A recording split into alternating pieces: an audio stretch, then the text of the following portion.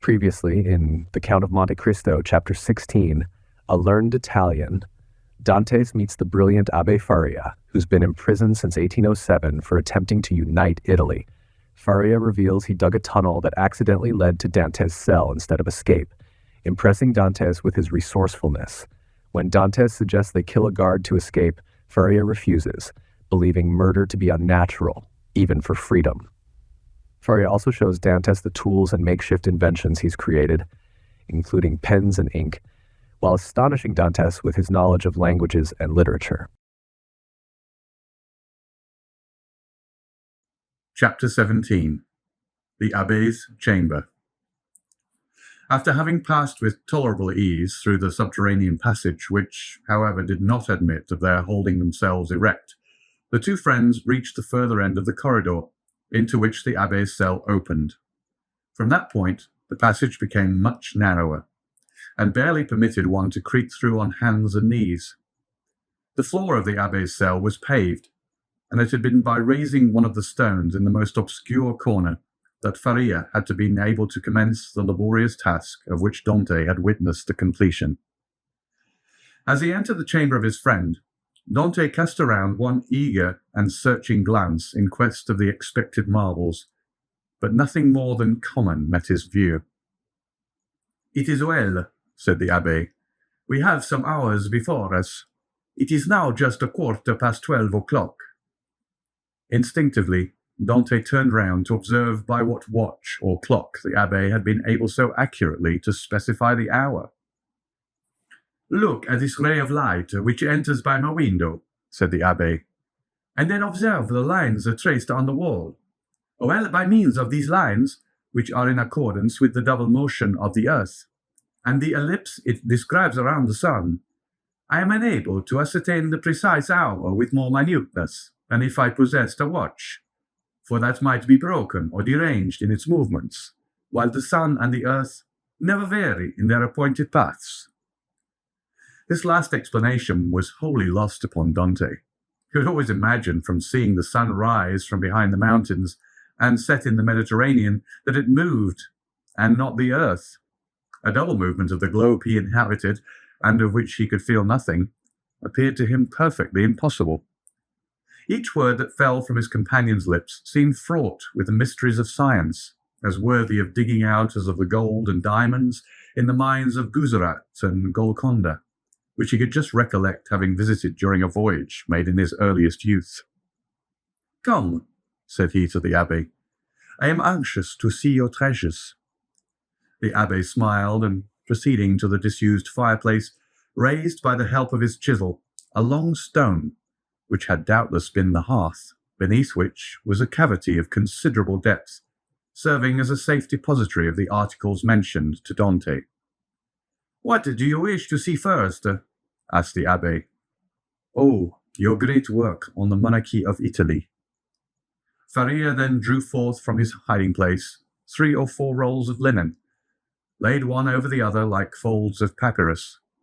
These rolls consisted of slips of cloth about 4 inches wide and 18 long. They were all carefully numbered, and closely covered with writing, so legible that Dante could easily read it, as well as make out the sense, it being in Italian, a language he, as a Provençal, perfectly understood. "There," said he, "there is the work complete.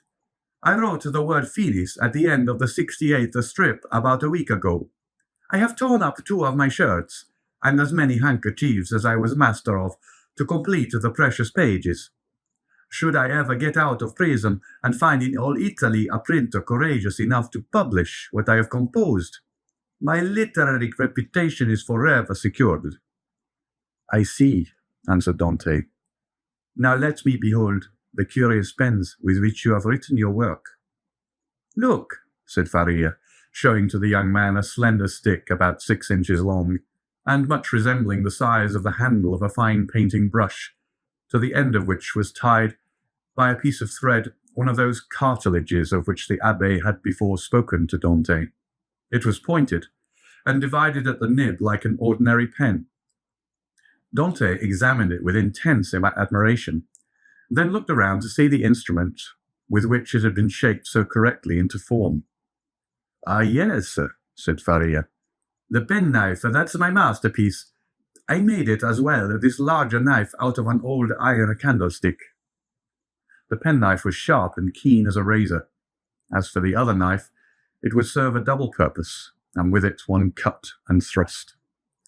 Dante examined the various articles shown to him with the same attention that he had bestowed on the curiosities and strange tools exhibited in the shops at Marseille as the works of the savages in the South Seas, from whence they had been brought by the different trading vessels. As for the ink, said Faria, I told you I managed to obtain that, and I only just made it from time to time as I require it. One thing still puzzles me, observed Dante, and that is how you managed to do all this by daylight. I worked at night also, replied Faria. Night? Why, for heaven's sake, are your eyes like cats, that you can see to work in the dark? Indeed they are not, but God has supplied man with the intelligence that enables him to overcome the limitations of natural conditions. I furnish myself with a light. You did? Pray, tell me how. I separated the fat from the meat served to me, melted it, and so made oil. Here is my lamp. So saying, the abbé exhibited a sort of torch, very similar to those used in public illuminations. But a light. Here are 2 flints and a piece of burnt linen. And matches? I pretended that I had a disorder of the skin, and asked for a little sulphur, which was readily supplied. Dante laid the different things he had been looking at on the table, and stood with his head drooping on his breast, as though overwhelmed by the perseverance and strength of Faria's mind. You have not seen all yet, continued Faria, for I do not think it wise to trust all my treasures in the same hiding place. Let us shut this one up. They put the stone back in its place. The abbé sprinkled a little dust over it to conceal the traces of its having been removed, rubbed his foot well on it to make it assume the same appearance as the other, and then, going towards his bed, he removed it from the spot it stood in. Behind the head of the bed, and concealed by a stone fitting in so closely as to defy all suspicion, was a hollow space, and in this space a ladder of cords between 25 and 38 feet in length. Dante closely and eagerly examined it. He found it firm, solid, and compact enough to bear any weight. Who supplied you with the materials for making this wonderful work? I tore up several of my shirts and ripped out the seams in the sheets of my bed during my 3 years' imprisonment at Fenestrelle, and when I was removed to the Château d'If, I managed to bring the ravellings with me so that I have been able to finish my work here. And was it not discovered that your sheets were unhemmed? Oh no, for when I had taken out the thread I required, I hemmed the edges over again. With what? With this needle, said the abbé, as opening his ragged vestments he showed Dante a long, sharp fishbone, with a small perforated eye for the thread, a small portion of which still remained in it. I once thought, continued Faria, of removing these iron bars and letting myself down from the window, which, as you see, is somewhat wider than yours, although I should have enlarged it still more, preparatory to my flight. However, I discovered that I should merely have dropped into a sort of inner court, and I therefore renounced the project altogether as too full of risk and danger.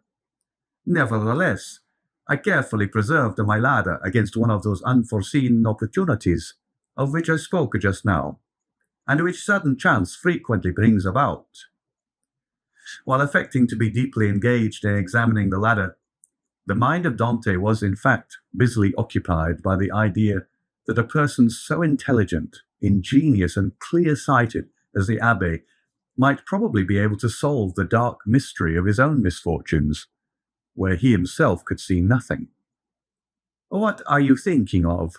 Asked the abbé smilingly, imputing the deep abstraction in which his visitor was plunged to the excess of his awe and wonder. I was reflecting in the first place, replied Dante, upon the enormous degree of intelligence and ability you must have employed to reach the high perfection to which you have attained. What would you not have accomplished if you had been free?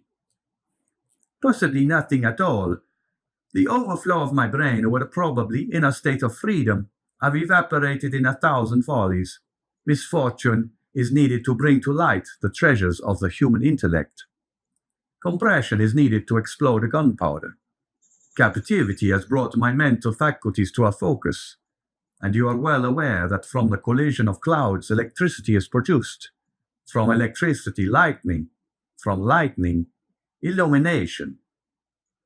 No, replied Dante, I know nothing. Some of your words are to me quite empty of meaning. You must be blessed indeed to possess the knowledge you have. The abbé smiled. Well, said he, but you had another subject for your thoughts. Did you not say so just now? I did. You have told me as yet but one of them. Let me hear the other. It was this, that while you had related to me all the particulars of your past life, you were perfectly unacquainted with mine. Your life, my younger friend, has not been of sufficient length to admit of your having passed through any very important events. It has been long enough to inflict on me a great and undeserved misfortune. I would fain fix the source of it on man, that I may no longer vent reproaches upon heaven. Then you profess ignorance of the crime with which you are charged. I do indeed, and this I swear by the two beings most dear to me upon earth, my father and Mercedes. Come, said the abbé, closing his hiding place and pushing the bed back to its original situation. Let me hear your story. Dante obeyed and commenced what he called his history, but which consisted only of the account of a voyage to India and 2 or 3 voyages to the Levant, until he arrived at the recital of his last cruise, with the death of Captain Leclerc, and the receipt of a packet to be delivered by himself to the Grand Marshal. His interview with that personage, and his receiving, in place of the packet brought, a letter addressed to a Monsieur Noirtier, his arrival at Marseille and interview with his father, his affection for Mercedes and their nuptial feast, his arrest and subsequent examination, his temporary detention at the Palais de Justice, and his final imprisonment in the Château d'If. From this point everything was a blank to Dante.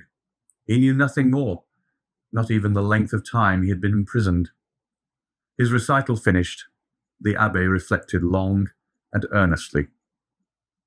There is, said he at the end of his meditations, a clever maxim, which bears upon what I was saying to you some little while ago, and that is that unless wicked ideas take root in a naturally depraved mind, human nature in a right and wholesome state revolts at crime. Still, from an artificial civilization have originated wants, vices, and false tastes, which occasionally become so powerful as to stifle within us all good feelings, and ultimately to lead us into guilt and wickedness. From this view of things, then comes the axiom that if you visit to discover the author of any bad action, seek first to discover the person to whom the perpetration of that bad action could be in any way advantageous. And now to apply it in your case, to whom could your disappearance have been serviceable? To no one, by heaven. I was a very insignificant person. Do not speak thus, for your reply evinces neither logic nor philosophy. Everything is relative, my dear young friend, from the king who stands in the way of his successor, to the employee who keeps his rival out of a place. Now, in the event of the king's death, his successor inherits a crown. When the employee dies, the supernumerary steps into his shoes and receives his salary of 12,000 livres. Well, these 12,000 livres are his civil list, and are as essential to him as the 12 millions of a king. Every one, from the highest to the lowest degree, has his place on the social ladder, and is beset by stormy passions and conflicting interests, as in Descartes' theory of pressure and impulsion. But these forces increase as we go higher, so that we have a spiral which, in defiance of reason, rests upon the apex and not on the base. Now let us return to your particular world. You say you were on the point of being made a captain of the Pharaoh. Yes. And about to become the husband of a young and lovely girl. Yes.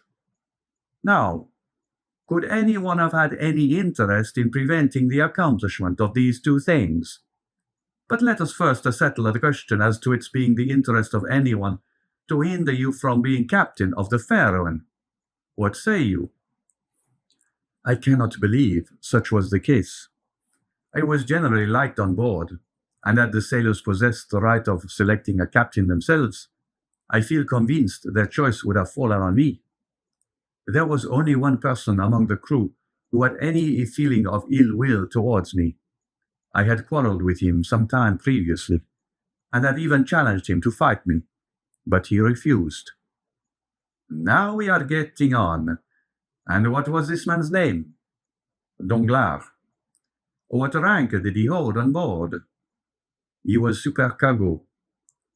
And had you been a captain, should you have retained him in his employment? Not if the choice had remained with me, for I had frequently observed inaccuracies in his accounts. Good again. And now then tell me, was any person present during your last conversation with Captain Leclerc? No, we were quite alone. Could your conversation have been overheard by anyone? It might, for the cabin door was open. And stay, now, I recollect. Danglars himself passed by just as Captain Leclerc was giving me the packet for the Grand Marshal. That's better, cried the Abbé. Now we are on the right scent. Did you take anybody with you when you put into the port of Elba? Nobody. Somebody there received your packet, and gave you a letter in place of it, I think. Yes, the Grand Marshal did. And what did you do with that letter? Put it into my portfolio. You had your portfolio with you, then? Now, how could a sailor find room in his pocket for a portfolio large enough to contain an official letter? You are right, it was left on board. Then it was not until your return to the ship that you put the letter in the portfolio? No. And what did you do with this same letter while returning from the Porto Ferraio to the vessel? I carried it in my hand, so that when you went on board the Pharaoh, everybody could see that you held a letter in your hand. Yes. Danglars as well as the rest. Danglars as well as others. Now listen to me, and try to recall every circumstance attending your arrest. Do you recollect the words in which the information against you was formulated? Oh yes, I read it over 3 times, and the words sank deeply into my memory. Repeat it to me. Dante paused a moment, then said, This is it, word for word. The king's attorney is informed by a friend to the throne and religion that one Edmond Dantès, mate on board the Pharaoh, this day arrived from Smyrna, after having touched at Naples and Porto Ferraio, has been entrusted by Murat with a packet for the usurper, again by the usurper, with a letter for the Bonapartist Club in Paris. This proof of his guilt may be procured by his immediate arrest, as the letter will be found either about his person, at his father's residence, or in his cabin on board the Pharaoh. The Abbé shrugged his shoulders. The thing is clear as day, said he, and you must have had a very confiding nature, as well as a good heart, not to have suspected the origin of the whole affair. Do you really think so? That would indeed be infamous. How did Danglars usually write? In a handsome running hand. And how was the anonymous letter written? Backhanded. Again, the Abbé smiled. Disguised? It was very boldly written, if disguised. Stop a bit, said the Abbé, taking up what he called his pen, and after dipping it into the ink, he wrote on a piece of prepared linen with his left hand the first 2 or 3 words of the accusation. Dante drew back and gazed on the Abbé with sensation almost amounting to terror. "How very astonishing!" cried he at length. "Why, your writing exactly resembles that of the accusation." "Simply because that accusation had been written with the left hand. And I have noticed that—" "What?" "That while the writing of different persons done with the right hand varies, that performed with the left hand is invariably uniform." "You have evidently seen and observed everything." "Let us proceed." "Oh, yes, yes. Now, as regards the second question." "I am listening." "Was there any person whose interest it was to prevent your marriage with Mercedes?" "Yes, a young man who loved her." "And his name was?" "Fernand." "This is a Spanish name, I think." "He was a Catalan." "You imagine him capable of writing the letter?" "Oh, no. He would more likely have got rid of me by sticking a knife into me." "That is in a strict accordance with the Spanish character. An assassination they will unhesitatingly commit, but an act of cowardice, never." "Besides," said Dante, "the various circumstances mentioned in the letter were wholly unknown to him." "You had never spoken of them yourself to anyone?" "To no one." "Not even to your mistress?" "No, not even to my betrothed." "Then it is Danglars." "I feel quite sure of it now." "Wait a little. Pray, was Danglars acquainted with Fernand?" "No." "Yes, he was. Now I recollect." "What?" "To have seen them both sitting at table together under an arbor at Père Pamphil's the evening before the day fixed for my wedding. They were in earnest conversation. Danglars was joking in a friendly way, but Fernand looked pale and agitated." "Were they alone?" "There was a third person with them, whom I knew perfectly well, and who had in all probability made their acquaintance. He was a tailor named Caderousse, but he was very drunk. Stay, how strange, that it should not have occurred to me before. Now I remember quite well that on the table round which they were sitting were pens, ink, and paper." "Oh, the heartless, treacherous scoundrels!" exclaimed Dante, pressing his hand to his throbbing brows. "Is there anything else I can assist you in discovering, besides the villainy of your friends?" inquired the Abbé with a laugh. "Yes, yes," replied Dante eagerly. "I would beg of you, who see so completely to the depths of things, and to whom the greatest mystery seems but an easy riddle, to explain to me how it was that I underwent no second examination, was never brought to trial, and above all, was condemned without ever having had sentence passed on me." "That is altogether a different and more serious matter," responded the Abbé.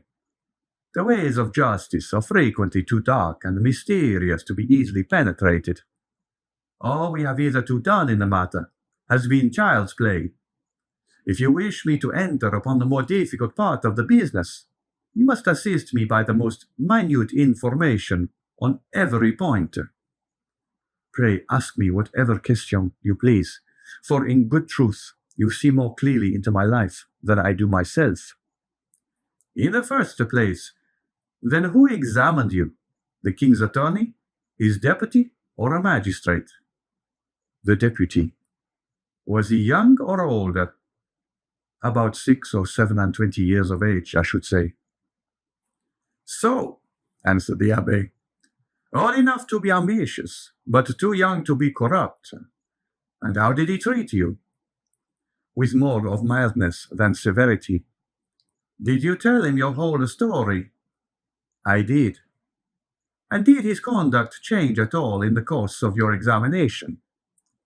"He did appear much disturbed when he read the letter that had brought me into this scrape. He seemed quite overcome by my misfortune." "By your misfortune?" "Yes." "Then you feel quite sure that it was the misfortune he deplored?" "He gave me one great proof of his sympathy at any rate." "And that?" He burnt the sole evidence that could at all have criminated me. What, the accusation? No, the letter. Are you sure? I saw it done. That alters the case. This man might after all be a great scoundrel than you have thought possible. Upon my word, said Dante, you make me shudder. Is the world filled with tigers and crocodiles? Yes, and remember that the two-legged tigers and crocodiles are more dangerous than the others. Never mind. Let us go on. With all my heart. You tell me he burned the letter. He did, saying at the same time, you see, I thus destroy the only proof existing against you. This action is somewhat too sublime to be natural. You think so? I am sure of it. To whom was this letter addressed? To Monsieur Noirtier, numero 13, Coqueron, Paris. Now can you conceive of any interest that your heroic deputy could possibly have had in the destruction of that letter? Why, it is not altogether impossible. He might have had, for he made me promise several times never to speak of that letter to anyone, assuring me he so advised me for my own interest. And more than this, he insisted on my taking a solemn oath never to utter the name mentioned in the address. Noirtier, repeated the Abbé. Noirtier. I knew a person of that name at the court of the Queen of Etruria, a Noirtier, who had been a Girondin during the Revolution. What was your deputy called? De Villefort. The Abbé burst into a fit of laughter, while Dante gazed on him in utter astonishment. What ails you? Said he at length. Do you see that ray of sunlight? I do. Well, the whole thing is more clear to me than that sunbeam is to you. Poor fellow, poor young man. And you tell me this magistrate expressed great sympathy and commiseration for you. He did. And the worthy man destroyed your compromising letter? Yes. And then made you swear never to utter the name of Noirtier? Yes. Why, you poor short-sighted simpleton, can you not guess who this Noirtier was, whose very name he was so careful to keep concealed? Noirtier was his father. Had a thunderbolt fallen at the feet of Dante, or hell opened its yawning gulf before him, he could not have been more completely transfixed with horror than he was at the sound of these unexpected words. Starting up, he clasped his hands around his head as though to prevent his very brain from bursting, and exclaimed, His father? His father? Yes, his father, replied the Abbé. His right name was Noirtier de Villefort. At this instant a bright light shot through the mind of Dante, and cleared up all that had been dark and obscure before. The change that had come over Villefort during the examination, the destruction of the letter, the exacted promise, the almost supplicating tones of the magistrate who seemed rather to implore mercy than to pronounce punishment, all returned with a stunning force to his memory. He cried out and staggered against the wall like a drunken man. Then he hurried to the opening that led from the Abbé's cell to his own and said, I must be alone to think over all this. When he regained his dungeon, he threw himself on his bed, where the turnkey found him in the evening visit, sitting with fixed gaze and contracted features, dumb and motionless as a statue. During these hours of profound meditation, which to him had seemed only minutes, he had formed a fearful resolution, and bound himself to its fulfilment by a solemn oath. Dante was at length roused from his reverie by the voice of Faria, who, having also been visited by his jailer, had come to invite his fellow-sufferer to share his supper. The reputation of being out of his mind, though harmlessly and even amusingly so, had procured for the Abbé unusual privileges. He was supplied with bread of a finer, whiter quality than the usual prison fare, and even regaled each Sunday with a small quantity of wine. Now this was a Sunday, and the abbé had come to ask his young companion to share the luxuries with him. Dante followed. His features were no longer contracted, and now wore their usual expression. But there was that in his whole appearance that bespoke one who had come to a fixed and desperate resolve. Faria bent on him his penetrating eye. "I regret now," said he, "having helped you in your late inquiries, or having given you the information I did." "Why so?" inquired Dante. "Because it has instilled a new passion in your heart, that of vengeance." Dante smiled. "Let us talk of something else," said he. Again, the abbé looked at him, then mournfully shook his head, but in accordance with Dante's request, he began to speak of other matters. The elder prisoner was one of those persons whose conversation, like that of all who had experienced many trials, contained many useful and important hints, as well as sound information. But it was never egotistical, for that unfortunate man never alluded to his own sorrows. Dante listened with admiring attention to all he said. Some of his remarks corresponded with what he already knew, or applied to the sort of knowledge his nautical life had enabled him to acquire. A part of the good abbé's words, however, were wholly incomprehensible to him, but like the aurora which guides the navigator in northern latitudes, opened new vistas to the inquiring mind of the listener, and gave fantastic glimpses of new horizons, enabling him justly to estimate the delight an intellectual mind would have in following one so richly gifted as Faria along the heights of truth, where he was so much at home.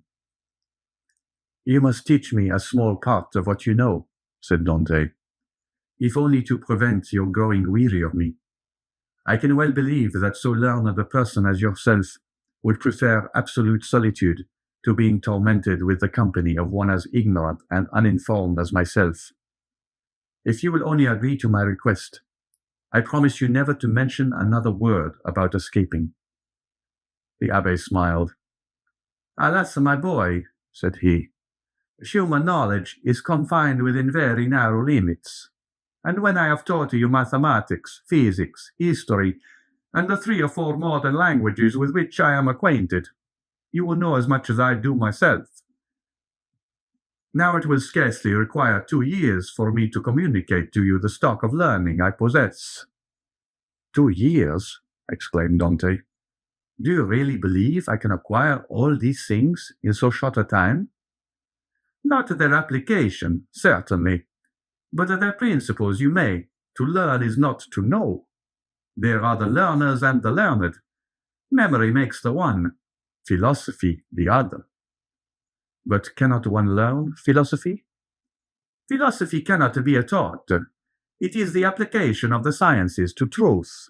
It is like the golden cloud in which the Messiah went up into heaven." "Well then," said Dante, "what shall you teach me first? I am in a hurry to begin. I want to learn." "Everything," said the abbé. And that very evening, the prisoners sketched a plan of education to be entered upon the following day. Dante possessed a prodigious memory, combined with an astonishing quickness and readiness of conception. The mathematical turn of his mind rendered him apt at all kinds of calculation, while his naturally poetical feelings threw a light and pleasing veil over the dry reality of arithmetical computation, or the rigid severity of geometry. He already knew Italian, and had also picked up a little of the Romaic dialect during voyages to the East, and by the aid of these 2 languages, he easily comprehended the construction of all the others, so that at the end of 6 months, he began to speak Spanish, English, and German. In strict accordance with the promise made to the abbé, Dante spoke no more of escape. Perhaps the delight his studies afforded him left no room for such thoughts. Perhaps the recollection that he had pledged his word, on which his sense of honour was keen, kept him from referring in any way to the possibilities of flight. Days, even months, passed by unheeded in one rapid and instructive course. At the end of a year, Dante was a new man. Dante observed, however, that Faria, in spite of the relief his society afforded, daily grew sadder. One thought seemed incessantly to harass and distract his mind. Sometimes he would fall into long reverie, sigh heavily and involuntarily, then suddenly rise, and with folded arms begin pacing the confined space of his dungeon. One day he stopped all at once and exclaimed, "Ah, if there were no sentinel." "There shall not be one a minute longer than you please," said Dante, who had followed the working of his thoughts as accurately as though his brain were enclosed in crystal so clear as to display its minutest operations. "I have already told you," answered the abbé, "that I loathe the idea of shedding blood. And yet the murder, if you choose to call it so, would be simply a measure of self-preservation. No matter, I could never agree to it." "Still, you have thought of it." "Incessantly, alas!" cried the abbé. "And you have discovered a means of regaining our freedom, have you not?" asked Dante eagerly. "I have, if it were only possible to place a deaf and blind sentinel in the gallery beyond us." "He shall be both blind and deaf," replied the young man with an air of determination that made his companion shudder. "No, no," cried the abbé. "Impossible." Dante endeavored to renew the subject. The abbé shook his head in token of disapproval and refused to make any further response. 3 months passed away. "Are you strong?" the abbé asked one day of Dante. The young man in reply took up the chisel, bent it into the form of a horseshoe, and then as readily straightened it. "And you will engage not to do any harm to the sentry, except as a last resort?" "I promise, on my honor." "Then," said the abbé, "we may hope to put our design into execution." "And how long shall we be in accomplishing the necessary work?" "At least a year." "And shall we begin at once?" "At once." "We have lost a year to no purpose," cried Dante. "Do you consider the last 12 months to have been wasted?" asked the abbé. "Forgive me," cried Edmond, blushing deeply. "Tut, tut," answered the abbé. "Man is but man after all, and you are about the best specimen of the genus I have ever known. Come, let me show you my plan." The abbé then showed Dante the sketch he had made for their escape. It consisted of a plan of his own cell and that of Dante with the passage which united them. In this passage he proposed to drive a level as they do in mines. This level would bring the two prisoners immediately beneath the gallery, where the sentry kept watch. Once there, a large excavation would be made, and one of the flagstones with which the gallery was paved be so completely loosened that at the desired moment it would give way beneath the feet of the soldier, who, stunned by his fall, would be immediately bound and gagged by Dante, before he had power to offer any resistance. The prisoners were then to make their way through one of the gallery windows, and to let themselves down from the outer walls by means of the abbé's ladder of cords. Dante's eyes sparkled with joy, and he rubbed his hands with delight at the idea of a plan so simple, yet apparently so certain to succeed. That very day the miners began their labours, with a vigour and alacrity proportional to their long rest from fatigue and their hopes of ultimate success. Nothing interrupted the progress of the work, except the necessity that each was under of returning to his cell in anticipation of the turnkey's visits. They had learned to distinguish the almost imperceptible sound of his footsteps as he descended towards their dungeons, and happily never failed of being prepared for his coming. The fresh earth excavated during their present work, and which would have entirely blocked up the old passage, was thrown by degrees and with the utmost precaution out of the window in either Faria's or Dante's cell, the rubbish being first pulverized so finely that the night wind carried it far away without permitting the smallest trace to remain. More than a year had been consumed in this undertaking, the only tools for which had been a chisel, a knife, and a wooden lever. Faria still continued to instruct Dante by conversing with him, sometimes in one language, sometimes in another, at others relating to him the history of nations and great men who from time to time have risen to fame and trodden the path of glory. The abbé was a man of the world, and had, moreover, mixed in the first society of the day. He wore an air of melancholy dignity which Dante, thanks to the imitative powers bestowed on him by nature, easily acquired, as well as that outward polish and politeness he had before been wanting in, and which is seldom possessed except by those who have been placed in constant intercourse with persons of high birth and breeding. At the end of 15 months, the level was finished, and the excavation completed beneath the gallery, and the two workmen could distinctly hear the measured tread of the sentinel as he paced to and fro over their heads. Compelled as they were to await a night sufficiently dark to favour their flight, they were obliged to defer their final attempt till that auspicious moment should arrive. Their greatest dread now was lest the stone through which the century was doomed to fall should give way before its right time. And this they had in some measure provided against by propping it up with a small beam which they had discovered in the walls through which they had worked their way. Dante was occupied in arranging this piece of wood when he heard Faria, who had remained in Edmond's cell for the purpose of cutting a peg to secure their rope ladder, call to him in a tone indicative of great suffering. Dante hastened to his dungeon, where he found him standing in the middle of the room, pale as death, his forehead streaming with perspiration, and his hands clinched tightly together.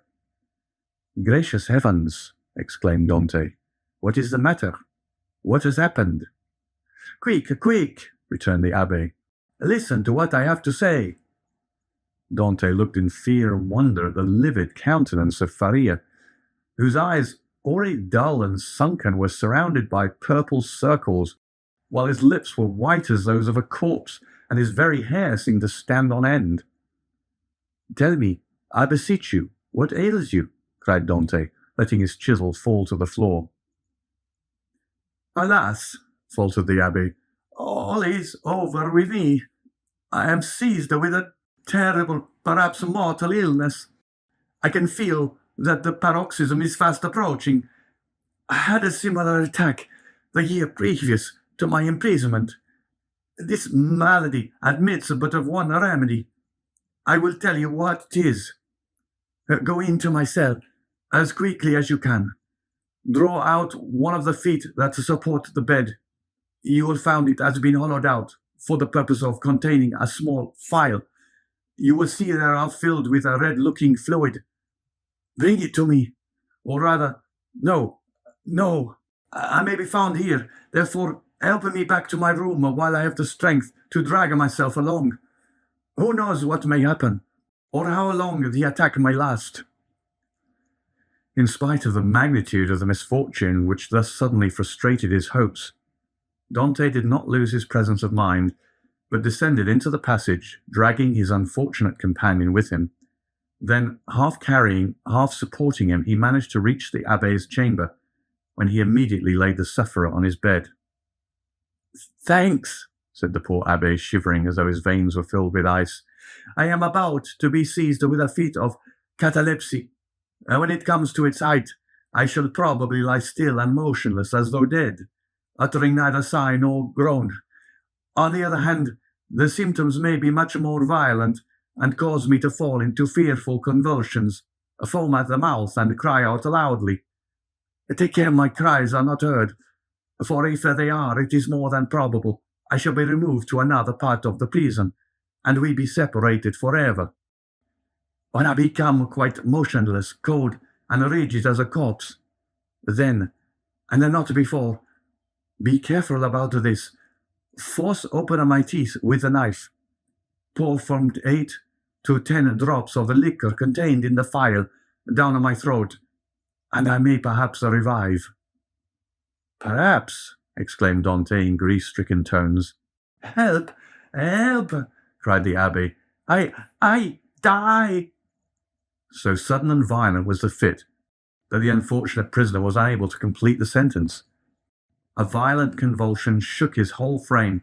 His eyes started from their sockets, His mouth was drawn on one side.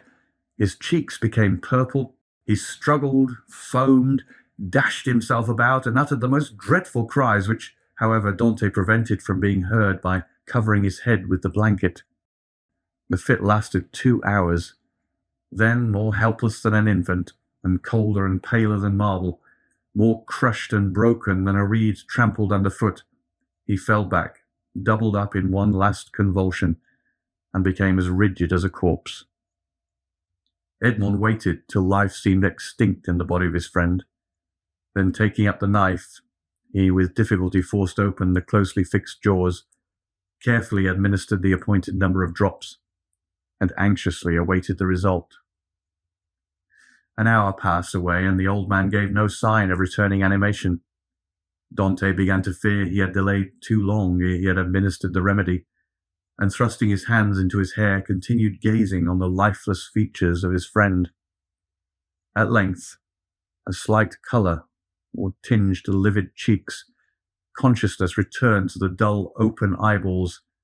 A faint sigh issued from the lips, and the sufferer made a feeble effort to move. "He is saved! He is saved!" cried Dante in a paroxysm of delight. The sick man was not yet able to speak, but he pointed with evident anxiety towards the door. Dante listened and plainly distinguished the approaching steps of the jailer. It was therefore near 7 o'clock, but Edmond's anxiety had put all thoughts of time out of his head. The young man sprang to the entrance, darted through it, carefully drawing the stone over the opening, and hurried to his cell. He had scarcely done so before the door opened, and the jailer saw the prisoner seated as usual on the side of his bed. Almost before the key had turned in the lock, and before the departing steps of the jailer had died away in the long corridor, he had to traverse. Dante, whose restless anxiety concerning his friend left him no desire to touch the food brought to him, hurried back to the abbé's chamber, and raising the stone by pressing his head against it, was soon beside the sick man's couch. Faria had now fully regained his consciousness, but he still lay helpless and exhausted. "I did not expect to see you again," said he feebly to Dante. "And why not?" asked the young man. "Did you fancy yourself dying?" "No, I had no such idea. But, knowing that all was ready for flight, I thought you might have made your escape." The deep glow of indignation suffused the cheeks of Dante. "Without you? Did you really think me capable of that?" "At least," said the abbé, "I now see how wrong such an opinion would have been. Alas, I am fearfully exhausted and debilitated by this attack." "Be of good cheer," replied Dante. "Your strength will return." And as he spoke, he seated himself near the bed beside Faria and took his hands. The abbé shook his head. "The last attack I had," said he, "lasted but half an hour, and after it I was hungry, and got up without help. Now I can move neither my right arm nor leg, and my head seems uncomfortable, which shows that there has been a suffusion of blood on the brain. The third attack will either carry me off, or leave me paralyzed for life." "No, no," cried Dante. "You are mistaken. You will not die, and your third attack, if indeed you should have another, will find you at liberty. We shall save you another time, as we have done this, only with a better chance of success, because we shall be able to command every requisite assistance."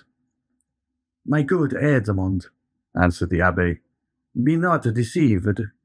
The attack which has just passed away condemns me forever to the walls of a prison.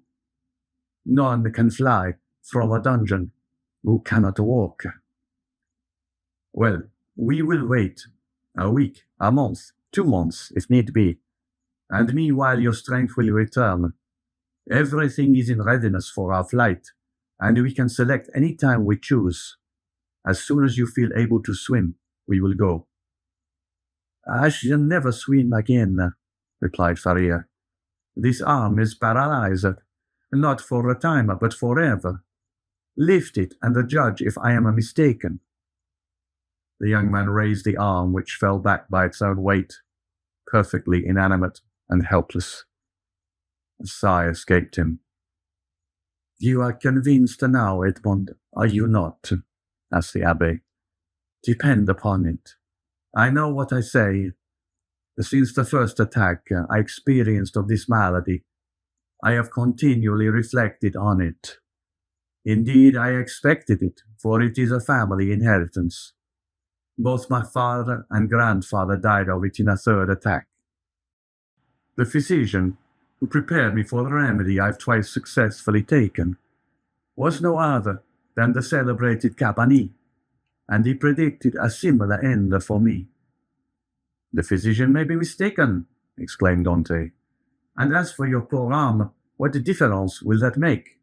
I can take you on my shoulders and swim for both of us."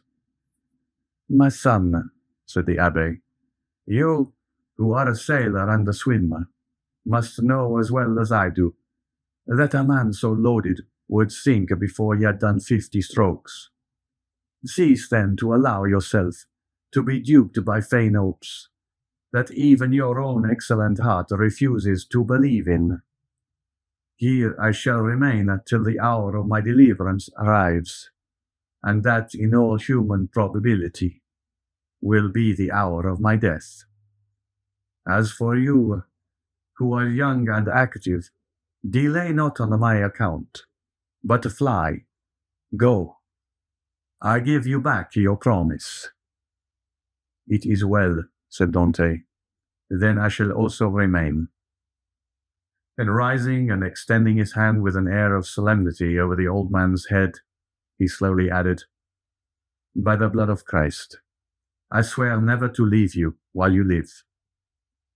Faria gazed fondly on his noble-minded, single-hearted, high-principled young friend, and read in his countenance ample confirmation of the sincerity of his devotion and the loyalty of his purpose. "Thanks," murmured the invalid, extending one hand. "I accept. You may one of these days reap the reward of your disinterested devotion.